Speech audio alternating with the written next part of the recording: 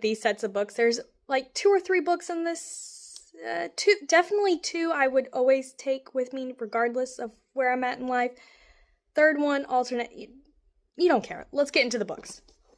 So first up would be A Soul Divided by Daniel M. Quilter. I think about this book nearly daily, especially the ending. I've told Daniel this. I need the other 2 books. I need him to write faster. It is the Bloodfire trilogy. This is book 1. It's amazing. It's so good. And there's a lot to read, so it would take up a good amount of time. Next would be this copy of Narnia. It has all 7 stories in it by C.S. Lewis. Depending on where I'm at in life, I go back and forth between The Horse and the Boy and The Silver Chair being my favorite of the novels.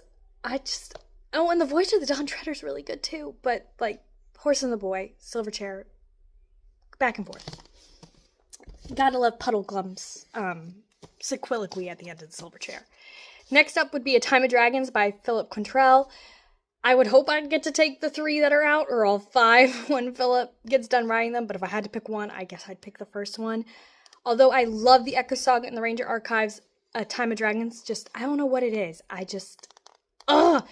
And after having read the 3rd one, this is another book that I think about nearly daily, especially Daj and Seth's character journey. So good. So good. Next up, my finger, would be The Lord of the Rings.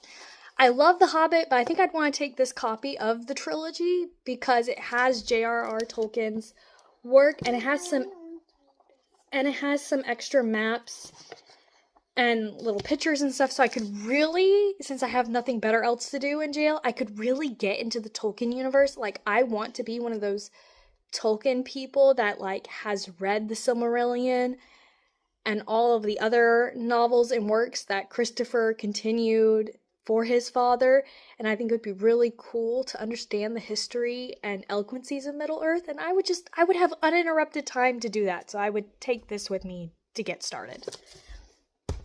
And then last, but certainly not least, I would take my Bible, because if I'm in jail, I probably need the help and to spend some time in the Lord's Word, because obviously I've fudged up.